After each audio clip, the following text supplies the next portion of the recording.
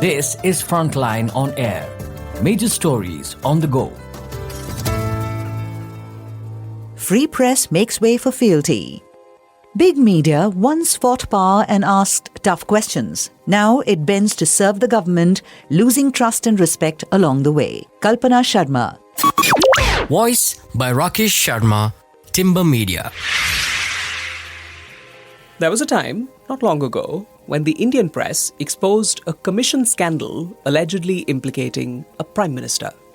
This played a part in his party's defeat in the next election. Nearly 40 years later, a powerful businessman and close ally of the prime minister is indicted for bribery in a US court. But the story is barely reported by the media. The contrast illustrates the change in the Indian media in these past 4 decades.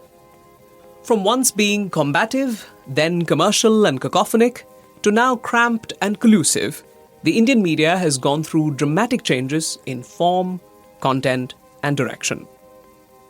In the 1980s, the media was basically print media. We called it the press. There was television, but it was government-run Doordarshan and All India Radio. Today, the term media encompasses not just print and broadcast, but digital media and social media that threaten to overtake legacy media. As Carol Cadwallader wrote recently in The Observer, quote, "Social media is mainstream media now. It's where the majority of the world gets its news." End quote. Media in the past. So, was the media in the recent past, limited though it was in its size and scope, freer than it is today? Not necessarily. Even when the media was mostly print, privately owned newspapers and publications belonged to industrialists with other business interests. They believed that owning a newspaper gave them political clout, even if it was not profitable business. That clout was limited as governments still put pressure on these businessmen to tone down criticism in their publications.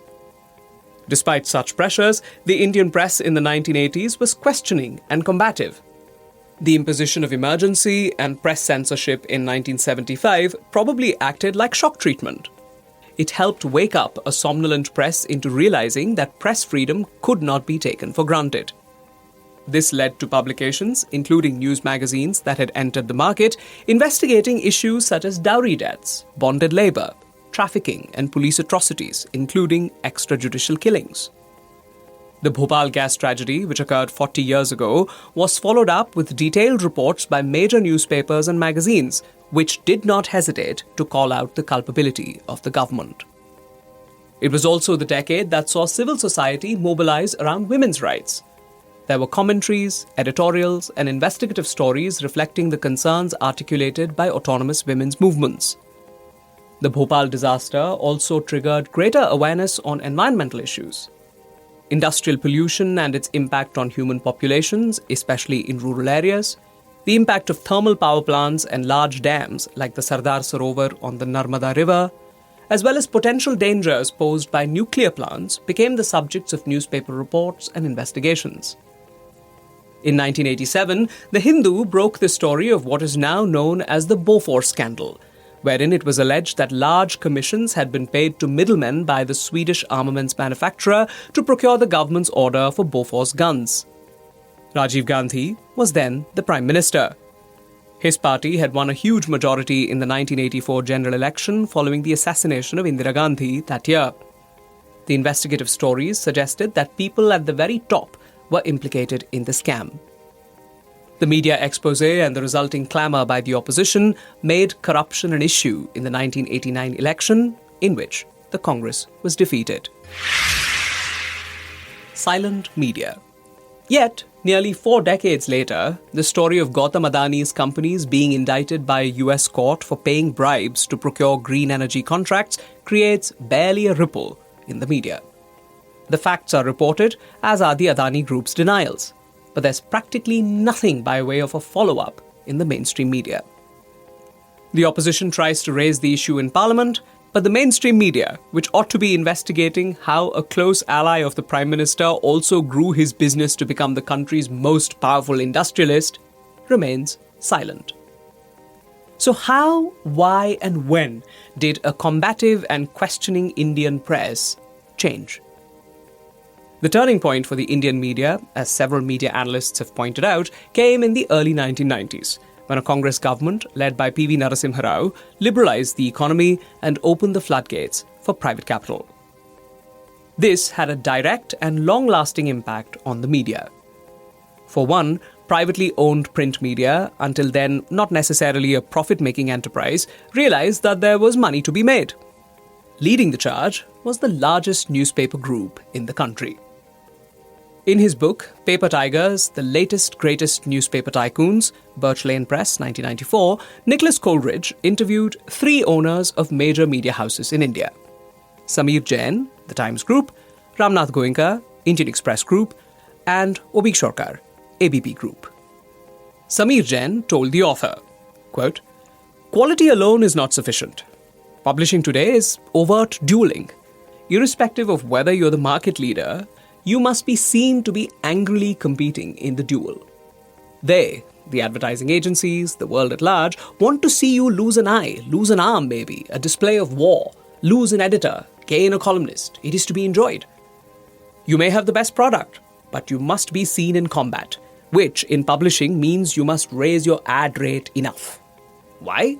Because you must take enough money out of the market. Money must not be available for the competitors." End quote. Pages 241 to 242. Once the idea of a newspaper became a product that had to be sold aggressively, its content was determined by the market. Out went stories on poverty, rights violations, and oppression that one had seen in the 1980s. In came news about celebrities and their lifestyles. Arrival of satellite television. This period also saw the opening up of the airwaves. Satellite television resulted in a plethora of privately owned television channels, all competing for the same advertising pie. So, duels and confrontation and turning news into entertainment drew more eyeballs and more revenue than informative reporting. The high decibel debates we see on television channels today began then and have only grown louder. Television remains the medium with the greatest reach, although digital and social media are catching up. There are over 900 privately owned television channels in the country today, apart from the government-owned Doordarshan. There are over 140,000 print publications in over 20 languages. And yet, according to some recent surveys, an overwhelming 70% of the population accesses news online. In July 2022, an estimated 59% of the public, or around 833 million people, had access to the internet. Another trend since liberalization has been the consolidation of media ownership. In India, there is no law prohibiting cross-media ownership. As a result, today a handful of large media houses own print, television, and digital platforms and dominate the market. Collusive media. This consolidation has been a major factor in what we see today: a cramped and collusive media. All a government needs to do to make the media fall in line is to persuade or pressure a few of these large media houses. In the past decade, since the BJP led by Narendra Modi came to power, the mediascape has altered beyond recognition. It is hard to imagine that this same media, especially the loud television channels, amplified Anna Hazare's anti-corruption crusade against the Manmohan Singh-led United Progressive Alliance government in 2013, and that newspapers and publications followed up on the various corruption scams in which that government was implicated, and that all this added to a demand for a change, not unlike what occurred in the 1989 election. The Modi government has not had to impose press censorship. The media appears to have willingly censored itself. This is the consequence of this government's overt and covert strategies to curb media independence. The Modi government has not been apologetic that in more than 10 years, the Prime Minister has not held a single unscripted press conference. His interaction with the press consists of carefully scripted interviews on television. The media has been willing to lend a hand in the image-building exercise that has been central to the BJP's political strategy to remain dominant. Targeting journalists. More dangerous are the tactics that target journalists directly, sending out a clear message that there is no room for critical or investigative reporting. Under this government, journalists have been imprisoned and threatened. Apart from Kashmir, where after the abrogation of Article 370 in 2019, journalists have faced police questioning, intimidation and jail terms, in other states such as Uttar Pradesh, Chhattisgarh, Haryana, Bihar, Kerala and Telangana too, journalists have had to contend with the police. The media in these states, especially the smaller publications, struggle to survive as state governments have leveraged their power by denying advertisements on which these publications depend. The message is clear. A questioning media is not convenient. The strategy has worked. Big media has fallen in line. This is especially true of television. The competition between channels is not on who carries the most startling exposé, but who can prove their loyalty to the people in power. Instead of calling out the powerful, Indian television has chosen to attack the opposition. Instead of exposing the violations of rights of ordinary people, it has trumped up the anti-minority rhetoric as defined by the ruling party. It has actively played a role in enhancing the agenda of the government of the day. Privately owned TV channels have become like state-owned channels, but on steroids. In print, you still read some critical voices, but the space for them must be balanced with one-sided perorations by government ministers, even the Prime Minister. Missing from the news pages are the cutting-edge investigations that one saw in previous decades. In what appears a bleak future for free media in this country, an opening has been presented through the growth and spread of digital and social media. It is increasingly becoming the primary source of information. Indeed, the Modi government has seen this, and that is the reason it has been trying to amend the Broadcasting Services Bill to include social media platforms such as YouTube, where many former television journalists run independent channels. We see today that the most important investigative stories on social issues are on independent digital platforms. But the business models of these spaces are precarious, as they cannot depend on advertising, nor can they accept external funds beyond a limit. For the moment, many of them survive through the goodwill of their readers and viewers. This also suggests that there is a market for journalism as it was once defined, not the public relations exercise to which it has deteriorated in much of the Indian media. Of course, the space created by digital and social media is a double-edged sword. It has also led to the generation of fake news, accommodated the most virulent forms of hate speech, and become a platform for incitement to violence. Crisis in mainstream media. Legacy, or mainstream media, is at a crossroads today.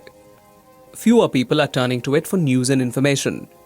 Its credibility is being questioned as more people choose to believe what they're fed in their social media silos. And the government clearly does not believe that a free press is essential in a democracy. Speaking to Michael S. Schmidt of the New York Times, Ian Bassin, Executive Director of Protect Democracy, a US-based nonprofit group, said, quote, "The very definition of freedom is to be able to do those things without retribution or even just fear of retribution by the government. Once the government has made it clear it can and will attempt to use the awesome power of the state to seek to punish you based on who you are, what you think, how you've exercised your rights, or whether you've shown sufficient fealty to the leader, you are no longer truly free." End quote. Bassin was speaking in the context of the US election, which Donald Trump has won. But his sentiments apply just as much to the future here in India. Kalpana Sharma is an independent journalist and author. Her most recent book is The Silence and the Storm: Narratives of Violence Against Women in India. This is Frontline on Air. Major stories on the go.